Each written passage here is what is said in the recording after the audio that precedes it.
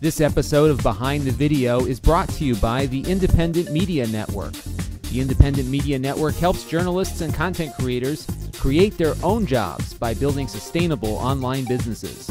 If you're an unemployed or underemployed journalist or content creator, visit imnct.com for more information. Hey everybody, it's Lon and Tim Street back again for Behind the Video. We took a week off. Tim was recovering from NAB. Hey Tim. Hey, I still feel like I'm recovering from NAB. It's a whirlwind, isn't it? Yeah, especially when you're there. Like, I get there early and then I stay late because there's setup to do and tear down to do and shipping to do and all that kind of stuff. And you know, you're out late every night, up early every morning, and standing on your feet all day, and you know, trying to be on the top of your game the whole time as well. So it does. I'm sure there's a lot of road warriors out there that know exactly what I'm talking about. It's really, really grueling. You know, people who don't go to conferences a lot think, "Oh, that sounds like so much fun."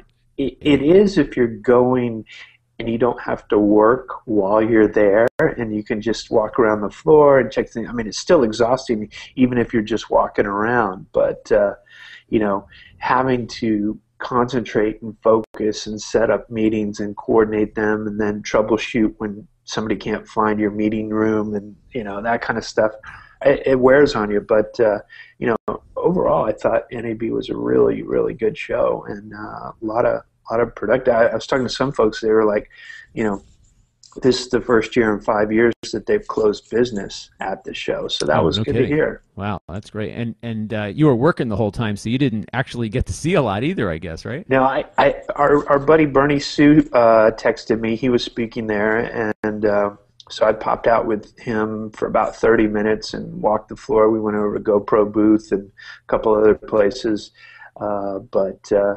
yeah, I didn't get to see a lot between meetings, and then I had a 3-hour speaking engagement on Wednesday. So, wow. Yeah. Well, we have a couple things we'll talk about later in the show about some of the things that I saw sitting from the comfort of my home office in Connecticut that I felt were interesting, so we can compare some notes on that. But first, some breaking news. Amazon is really getting aggressive, as Netflix is, in producing their own content, and Amazon's taking a different track, and TechCrunch reporting that they are going to, or they already are, putting up pilots of some of their new shows on Amazon streaming service for their Prime customers, I assume, and that they will look at the viewing and ratings that these shows get to determine which ones become a series. And there's a number of comedy shows and a number of children's shows, and it's kind of a different approach. Netflix is betting on things being successful by investing in full-length seasons, as they did with House of Cards and a few others, but Amazon is doing it a different way. So Tim, what are your thoughts on this whole thing? I think this is a great idea. I mean, when you look at Netflix, they've got a lot of data. They know what people are watching, when they're watching it, what kind of shows, and their viewing habits. So they can create programming that kind of fits the data that they have on their members, on their paying members. But with Amazon, Amazon's launching some new shows that they don't have data on yet. I mean, Amazon has great data on who's buying what, who's looking for what products, and they're able to super serve them that way. And now they're trying to figure that out with programming. And this just seems incredibly smart to me, because they will be able to figure out which shows make sense for them to go on, and they'll get a handle on people's viewing habits. I mean, this is a huge advantage over broadcast television, where they do the spray and pray approach to programming. And you know, for 50 years or so, they've been creating programs, sticking them up, and trying to figure out if people like them or not after they've already made a bunch of them. So this just seems so intelligent, so smart. I think it's the wave of the future. And this is one of the shows that I tagged in my Twitter with the hashtag behind the video. Mm-hmm. So if you guys, anybody listening to this, comes across something that you find interesting, that you think we should talk about on the show, just tweet about it, tweet a link, and hashtag it with behind the video, and our producer Jason will be able to track that down for us to talk about on the show, and we'll give you credit for referring it to us. So you certainly will, and it is a saved search in my Twitter feed too. So we'll all keep an eye on it. We won't miss it. So that's a great tip. And Tim, what do you think about the way Netflix is doing it versus the way Amazon's doing it? It looks like Netflix is doing the spray and pray approach, right? Actually, no. You have to realize that with Netflix, they have a lot of data on the viewing habits of people. They know where people are searching for stuff that they can't find. They know when people are consuming large amounts of something and want more. And so they're creating programming. Like, people devoured Arrested Development on Netflix, and so Netflix said, hey, let's go see if we can light up another season of it, and they did. So that's happening. So they have a huge advantage in that they have several years of data of viewing habits that they haven't shared with anybody else. And that's a great big advantage that they have over the television industry, because they can tell you exactly how long somebody watched something, what time of day they watched it. They can tell you demographic information about that person. They've got their email address. Who knows what other data they have from cookies that they've put in their browser as well. That is actually, I never thought about that. That's a fascinating look at that. So there's some serious development going on there, and with Arrested Development and others actually. And there's a group trying to save the show Jericho. Did you ever watch Jericho, Tim? I was not a fan of Jericho. I never stumbled across it, so I can't tell you if I liked it or not because I never saw it. So there's it has a wildly, and it's funny, the longer the show has been off the air, the more the more intense this love for this show has gotten. And it's one of those shows where it started, a 24 episode order on CBS, and it was really kind of boring in the middle, and then it really got interesting right when CBS tanked it, and they did bring it back for a second season for like 7 episodes, and then it canceled it again. But the Jericho people have been trying to, I don't know if gaming is the right word, but they have been organizing themselves around watching Jericho reruns on Netflix in order to build it up on Netflix's radar that there's interest in the show, in the hopes of bringing it back. That's a good idea there. So there's some crowding you can do around getting people to watch reruns of the show you want to have. Maybe it will result in something. I wonder if we'll see that with Quantum Leap. There are some crazy fans about Quantum Leap. Maybe they'll come back, and Netflix will bring back Quantum Leap. They can bring back it'll quantumly leap into your Netflix account. Right, that's great. You'll take you right back in time. So, but speaking of broadcast, we'll pop through our video charts real quick. And what's interesting is the top 5 on the broadcast networks is not American Idol. That's interesting. The Voice is 5 and 4 on our list, and then followed by NCIS Los Angeles, and of course the college basketball championship game on April 8th with 23 million viewers. So. That certainly won the week, and it almost seems, after what happened last week, the 8th of April seems like eons ago, but it wasn't all that long ago. Cable, Duck Dynasty is capturing the number 5 and number 1 spot on our list. WWE at 4 and 2, and in the middle on paid HBO is your favorite show, Tim, The Game of Thrones. Yeah, I've got a few episodes to catch up on that I missed while I was at NAB, so maybe I'll get to that this afternoon before another one comes on tonight. And I guess they're not measuring HBO Go viewership in these ratings, are they? And this is more like... Yeah, I don't know if that's in there yet or not, but once it is, I think it's really going to jump up, because HBO Go is that's the way to consume this stuff, so you don't have to wait around for a specific time. You can just watch it when you want. That and unfortunately for HBO, BitTorrent seems to be spiking in popularity these days, and there's nothing they can do about it because that's a perfect example of, if you're making it hard for people to get the content that they want, and buying a full cable subscription plus HBO makes it hard. Whereas if it was just available as HBO Go, I don't think people would be BitTorrenting it the way that they are. No, if it was available, they would pick it up in a heartbeat. One show that won't be available for long, though, is Dexter. It is ending at season 8, which I think is probably the right time. It's a great show, except I can't see, how they can keep it going as What? long They're as killing it off? they are killing it off. They're going to throw him off the side of Dexter's boat at the end of season 8, which is starting up, I believe, on June 30th. So that's according to TVLine.com. Spoiler alert. I heard there's zombies in it. No, I'm kidding. I'm kidding. The great crossover with The Walking Dead. There's zombies in everything now. That's right. Oh, everything's a zombie these days, and it's At the least apocalypse. it's not vampires, right? Yeah, exactly. Oh, there is a new werewolf series on Netflix. That's a Netflix original that is there? Just launched. Yeah. Oh, interesting. So I'm blanking on the name of it right now off the top of my head, but if you sign into Netflix, it will be featured there as popular. I am sure it will be. So, films this weekend, Tim. You saw 42. What did you think? I thought it was a pretty good film. Harrison Ford is amazing in it, and then a buddy of mine, Max Gale, who used to be on Barney Miller. You'd know him as Wojciechowicz. He's in it as well. So it was fun to see Max, making a comeback here in a big film, and it's just a great film about what happened in baseball. So if you want a feel-good story about how we've overcome racism, at least on the field, this is a great film to watch. Take your kids to see it. It's a good lesson. Well, it seems like a good film. It's topping the list this week. We don't have the weekend box office numbers just yet, but it looks like 42 is leading the charge, and a good. It looks like a nice story for once, right? Of overcoming adversity. Scary Movie 5 is number 2. The Croods at number 3. G.I. Joe: Retaliation at number 4. Evil Dead. Is that a zombie film too? Could be. At number 5, and Jurassic Park from '94 is at number 6.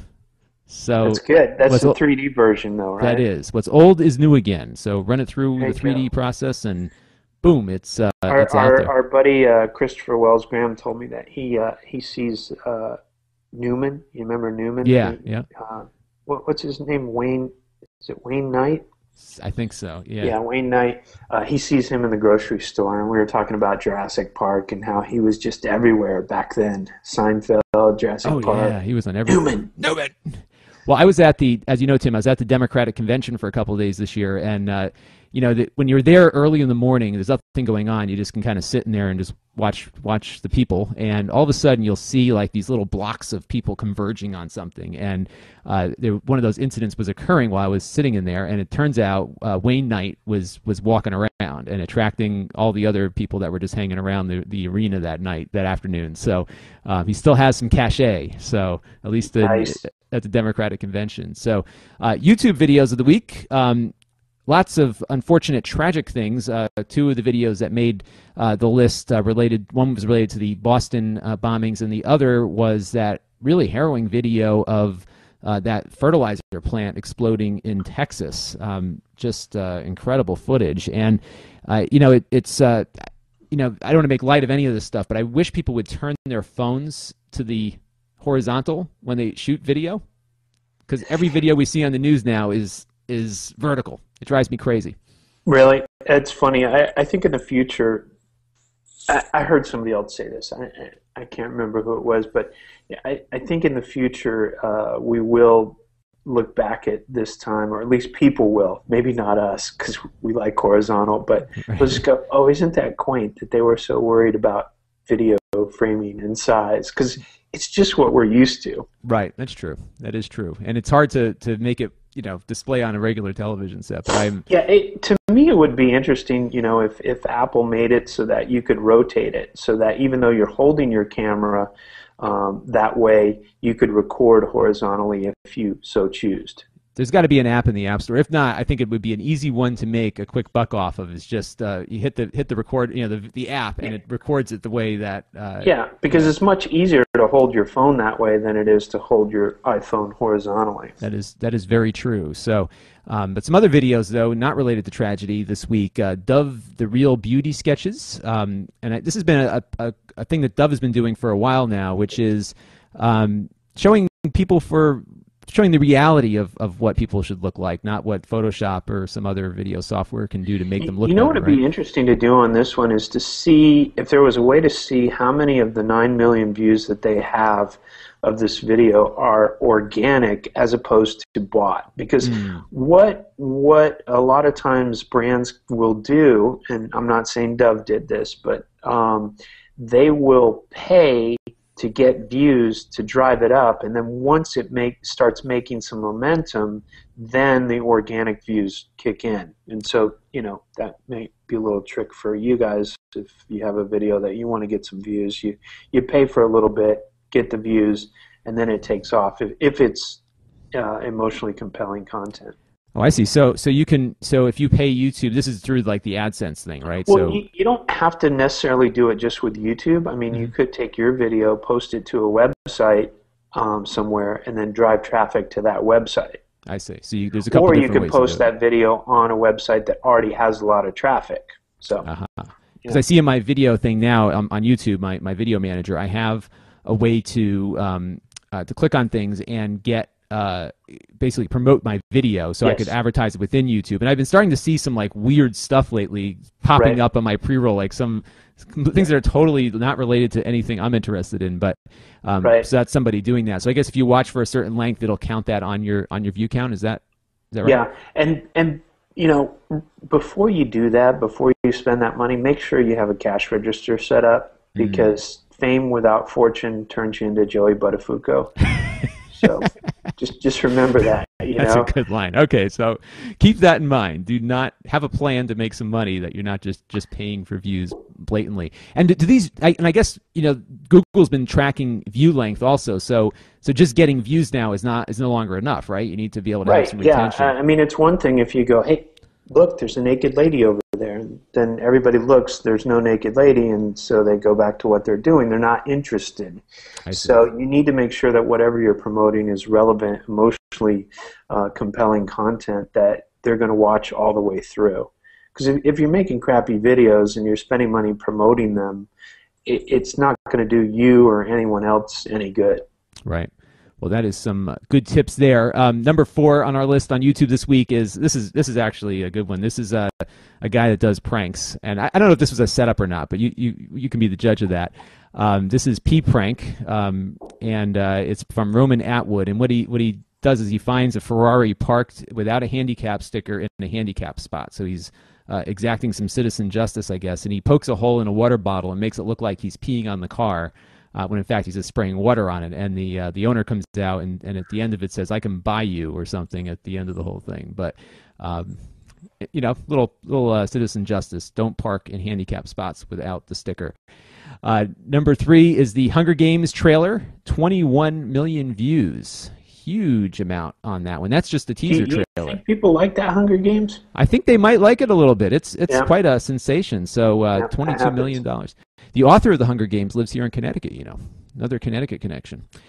And then number 2 is the unfortunate incident in Boston, the explosion at the marathon with 22 million views. And I'm sure the other millions of videos that have been created, overall, I think we've seen a ton of traffic, and the fact that the bombers were largely caught by, through the photos that were sent out on social media and whatnot to give everyone out there the ability to try to help the investigation. I'm sure that sped things along. But beating everything else, though, is Psy, who's back again with a new video, and he's already got 165 million views on it.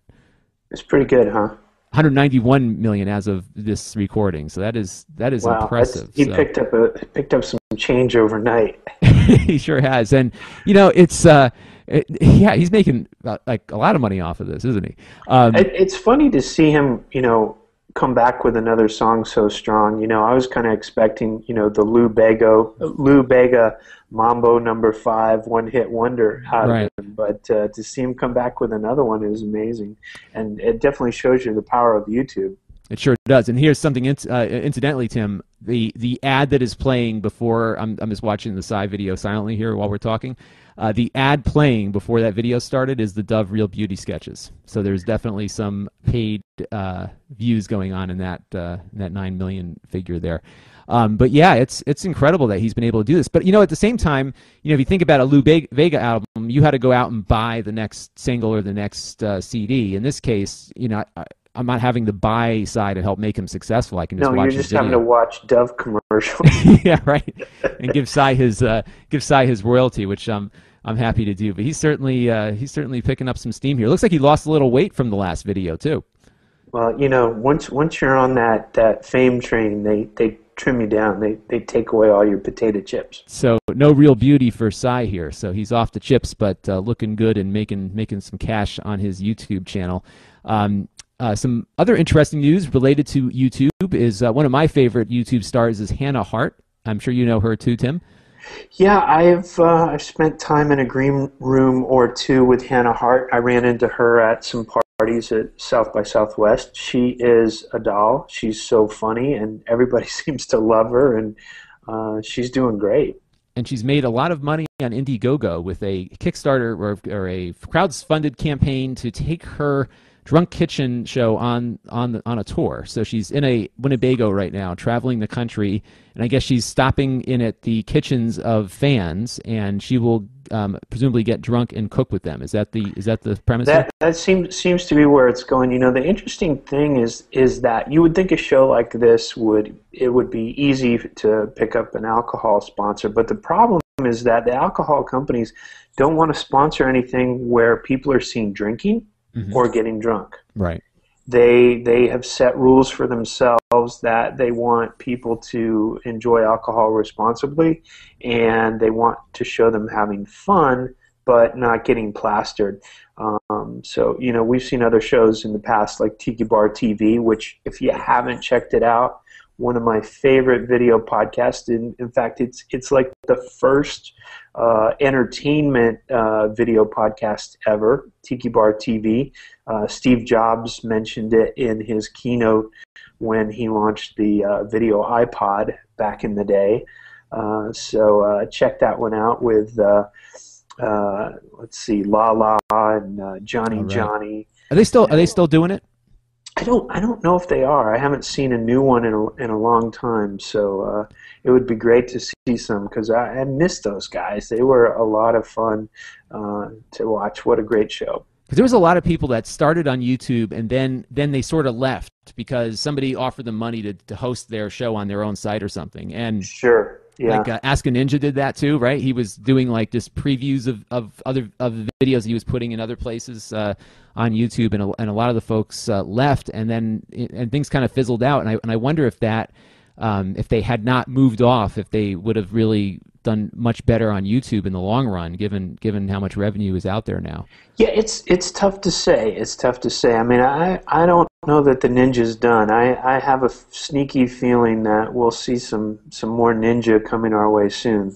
Well, I think he just went through my room and left. I don't know. He's very stealth like that. You never know. You never know when you're going to get killed. And what's funny with Hannah's channel is that she's trying to get a little. She's not obviously knows that this Drunk Kitchen thing is working for her, but she's also trying to branch out into other areas, into being more of a personality as opposed to just having this thing where she gets drunk and cooks in a kitchen, right? I mean, she's it's tough when when you become famous, when you become Gomer Pyle. It's hard to get out of that because the world has cast you as Gomer Pyle, and so to launch a singing career as Jim Nabors, you're just not going to get the audience that you had with being Gomer Pyle. And it's tough. I mean, you look at guys like Max Baer, who was on the Beverly Hillbillies as Jethro. He had one film, Macon County Line, where he played the sheriff. But other than that, he stuck to real estate and wasn't really able to, take his career any further than Jethro, which is a shame because he's a very talented actor and, did a great job in Macon County Line. So you could be successful, but be successful in one area, and then you're kind of typecast and stuck, right? So it makes it tough because people, they fall in love. I mean, I think Jim Carrey wrestles with that all the time. He wants to do more serious stuff, and people want him to be the funny guy. Yeah, they want him to be Ace Ventura and go back to those days again. So we'll have to keep an eye on what Hannah Hart is up to, and she's incredibly talented in many ways. Not just what she does in the kitchen, but her She can sing. She's funny. She's she's great at improv. So we'll see how things develop there. And then One Life to Live, Tim. I don't know about this One Life to Live thing. It's not on my radar. It hasn't been on mine either, but I guess this is according to Tube Filter. So fans of the soap opera scene, One Life to Live was on forever. It was probably like one of the longest running scripted shows ever. Right. They transitioned it from the TV to web.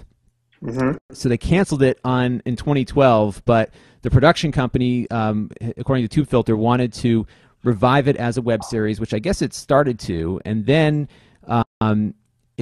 it has been going back and forth with ABC on some licensing and all this other stuff. Looks like a kind of a mess, actually. So maybe they should just stick to Netflix, and they'd have a lot easier go with it. They could license it, but I guess ABC has some rights to what they're doing. So we'll keep an eye on that one for the soap fans out there and see what comes about. So app of the week and then the topic of the week. So briefly, and what we'll talk about in our topic of the week too is we're going to try to bring on more guests on future shows to start getting some success stories and promising practices and that kind of thing. But in the meantime, this week we're going to talk a little bit about NAB. But before we do, some new apps that came out this week that I've been really excited about. The first one is kind of a limited thing, because it's tied to one piece of hardware, but it's something I've been waiting for a long time, and that is it's an app from a company called Strata, and it allows you to control your Blackmagic switcher from your iPad. Sounds really stupid, but it's really, really slick, and I've been using it in my basement studio to record my gadget reviews, and it's made my life a lot easier, so I'm a big fan of that. Why is that? Because you don't have to go to your computer, to your keyboard to control Exactly. Yeah, because what's happened is that, as you know, Tim, my time is becoming increasingly limited, so I like to make these things very quickly, and usually what I do is I run downstairs, turn everything on, and record a review, and largely post it up unedited. I try to get it down in a single take. But the problem is that you often have to dedicate an entire computer to just the video switching component. And I'm not doing anything that fancy. And it's also a little weird to have to use your mouse to select different camera positions. And I'm used to, back in my college days, hitting a button and having it do something. Right, so now you just have those buttons on an iPad. Exactly. And, of course, if I had a bigger budget, I would have had the control surface, and this wouldn't be necessary at all. But for $10, it's a great little app that controls your Blackmagic switcher in a really cool way. And how much do Blackmagic switchers cost? So the base model is $1,000, and that's the one I have. So it's called the Television Studio. It switches 4 HDMI sources. So it's not as feature rich as a TriCaster in that you have all of the things in one box, but for very limited applications, it's really good. If you're just looking to switch camera positions, you don't need to spend $4,000. You could spend $1,000 and then hook it up to your computer and be ready to go. The nice thing is that it manages audio. It has a built-in audio switcher, provided the audio is being brought in through HDMI. It also can take audio in a different way, but requires another box and yada yada yada. But it's a really great way to get a pretty basic switching setup going at a very limited price, and the ability to do that now without even having to use the computer anymore really enhances the value of it for me. So $10 app on the App Store. So check that out. But something a little bit more, I guess, relevant to the rest of the world and the listeners is the new Twitter music app. Have you played with this, Tim? I have not. So I've got a Spotify account. I don't know if you've got one, but it's one of these things where we have this digital smorgasbord today, right? We've got Netflix with a gazillion things to watch. We've got the Spotify now, which is about every published commercial music file ever.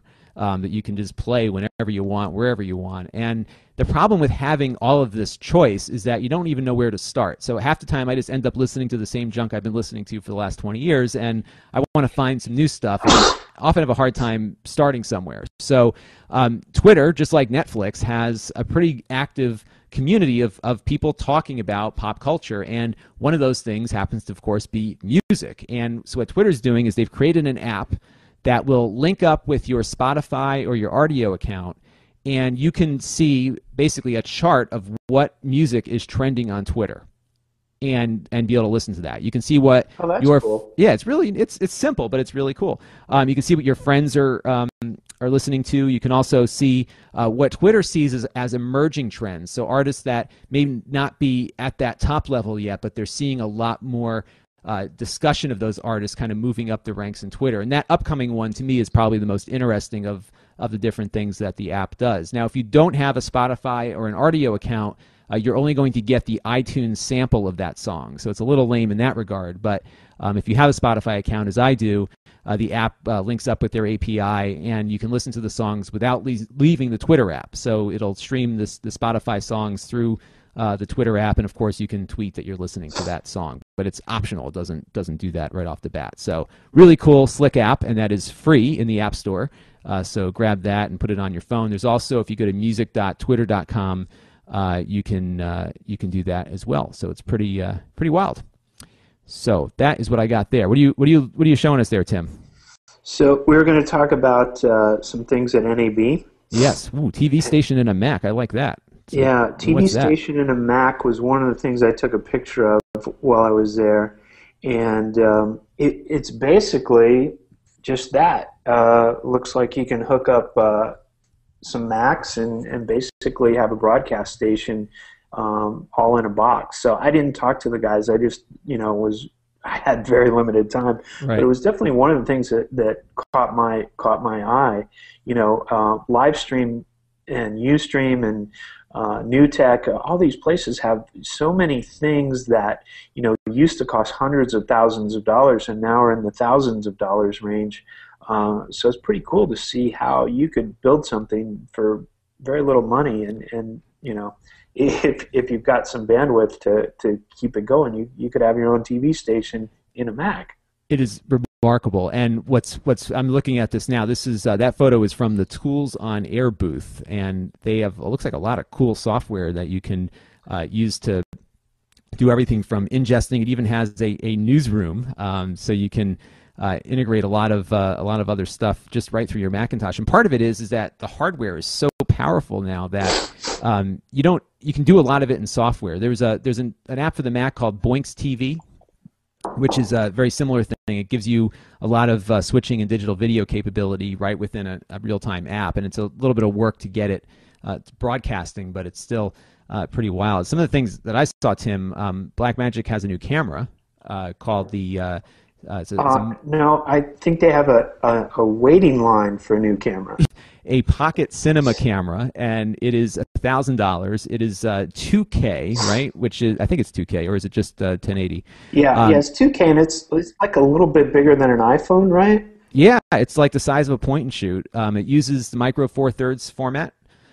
So you can, if you have a Micro Four Thirds camera, you can use that, or you can get an adapter and just pop in like your Nikon lens. And there's some really ridiculous photos on their site of like this lens the size of Montana hooked up to this little slab of it's pretty camera. Cool. But it just shows you again just how the cost on this stuff is just reducing. Now, of course, the $1,000 buys you the camera with no lens, and you're probably into it for $1,500 or $2,000, but you're essentially getting a digital film camera, right? I mean, this is cinema quality stuff for less than $2,000 is a remarkable thing for creators. And Tim, what does this do though? So YouTube starts up 6-7 years ago, and your flip camera was fine. So now the competitive thing happening. Are viewers looking for better quality now? I mean, are you going to have to invest in some of this hardware? Very soon they will be. I mean, I think the consumer electronics manufacturers blew it with 3D. I mean, they just didn't think about it in the right way. Whereas with this new push called Ultra HD, they're giving you these television sets that have this high quality 4K, 8K, and it's pretty amazing when you sit down and look at it. It's almost like 3D. It's like this hyper reality kind of feel. And I've been around it for a long time because of the Red camera and the time that I've spent around Red Studios. But when you see it on a TV set, when you see it on you know, a retina display. It's pretty cool to see this footage. And now that you can capture that quality of footage on a GoPro camera or on one of these Blackmagic cameras, it's pretty amazing to see that it doesn't cost you a lot of money to get your hands on this equipment. And you know, well, you're like, well, there's not that many things that are out there that are in 4K. Well, a lot of films have been shot in 4K. And a lot of films that were shot in film are being remastered in 4K. So I do think that we'll see a lot more programming become available over this next year that's in high quality. And I think we'll see some different, like, high quality Netflix type places. I mean, if you look at what Red is doing with the Red Ray, they're kind of building a, you know, an OTT for 4K. And so I think it has a much better chance than 3D did. Although, you know, the little robot drone helicopters are the other thing that's coming into play. I think a lot of the footage that you see in 4K will have been shot with these helicopters. I mean, that was another thing that I did manage to come across. Everywhere you walked, it was either 4K or a helicopter that was, you know, a remote control helicopter. So Which you have one of those, right? I do. I have. In fact, it's behind me on the wall there. You can see my my AR drone is back there, and now the camera on that is certainly nowhere near 4K. It's a little 720p that has a lot of shutter roll and stuff. But they are coming out with this awesome little adapter. So it's basically like an Android device. It's not running Android, but it's the same hardware. So it's like a mobile phone that is in the guts of that thing. And it has a USB port on it, and there's a new device coming out that will allow you to do film maneuvers with the drones. So you can send it up and have it, you know, take a nice smooth shot as it flies over something. Because one of the biggest problems with it is controlling it. You're often, you know, you make a move with your iPhone. If you tilt it the wrong way, it'll jerk on you. So they're going to create the ability to create panning, you know, majestic shots and all that kind of stuff. And the scary thing is that part of the thing they're adding is autonomous flight control. So I could go send it off on a mission, so to speak. You know, send it to these GPS coordinates, have it fly around and come back. Shooting all the video the whole way around, and it's incredible, and it's not regulated by the federal aviation authorities because it flies under 300 feet. So yeah, a lot of these drones will, at least a couple of them I've seen, like if they fly out of range of where you're controlling them, they'll return to where they were set off. So wherever you launched them from, they'll return to base, which is kind of cool. So the GPS technology that comes with them, you know, is putting a lot of helicopter pilots out of business that used to get paid a lot of money to, you know, something that would cost you $20,000 now costs you $400 for a GoPro camera and $600 for a drone. So you're looking at $1,000 to get a $20,000 shot. That's pretty amazing. It is amazing, and when you think about how much cheaper all the, you know, you could afford to even put your 4K camera up there because it's so tiny and so inexpensive that it's almost not a problem to lose it. And you know, it's just amazing to see all the convergence of all this stuff all at once. You know, the reduction in the price of storage, because video used to take up a lot of hard drive space. It still does, but the hard drives are next to nothing now, as are the memory cards. So that reduction, the increase in processing power and optical digitization capabilities of these chips that are on these cameras is just moving at such a breakneck pace.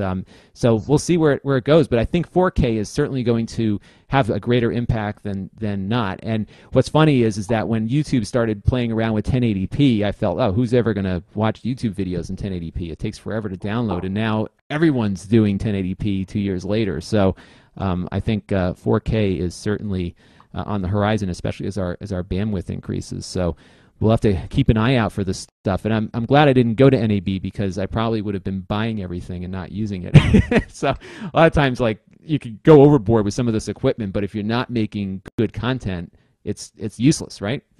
Yeah, absolutely. You know, somebody said to me, and it might have been somebody from Red Camera, said that, you know, it's interesting to look at all the great footage that GoPro shoots, but there isn't really a story told using GoPro camera yet. Whereas Right. with the Red camera, The Hobbit, all these great stories are being told with the Red, Spider-Man, just so.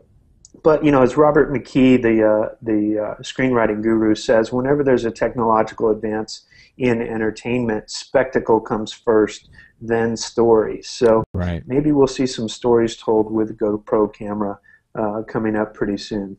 And I think there's a lesson to be learned here too, that, and we'll wrap up on this thought, that, start with the equipment you have and try to really understand how it works. If you have a digital SLR camera, the chances are it records 1080p video already, and you can largely get shots that look very similar, not as good of course, but very similar to what you're going to get on much, much more expensive equipment. And you really should learn how to work with those limitations first, because once you really start trying to get the most out of what you have on a very limited basis, when you get the riches that a lot of this more expensive stuff provides, you really have an understanding as to how to use it and how to work it and how to make your content really shine. And that's what I found with my little basement thing. I would have loved to have bought a TriCaster, but I really didn't need it. I think now I'm at a point where if I start getting a little bit more traffic, I could probably justify it at some point, because I've added on all this stuff to my Blackmagic setup now to do the things like live streaming and that kind of thing. But at the same time, I didn't need more than what I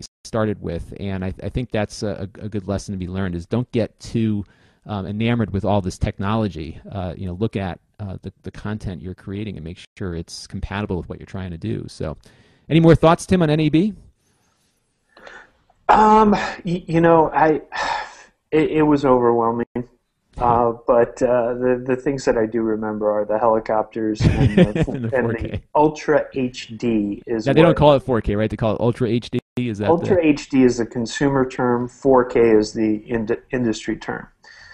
So keep your eyes out for helicopters flying over your houses and FedEx guys delivering Ultra HD TV sets to your neighbors. So you got to keep up with the Joneses, and that will do it for this episode of Behind the Video. Tim, where can people find you when you've awakened? You can find me at One Tim Street on Twitter. There you go. Find him there. You can find me at LONSEIDMAN on Twitter or lonseibin.com. And we will be back again next week for another edition of Behind the Video. We are a wrap. Stories for this episode were compiled by producer Jason Perrier. Follow him on Twitter at JASONPERRIER. Behind the Video is a production of Ape Digital Incorporated and the Independent Media Network, LLC. All rights reserved.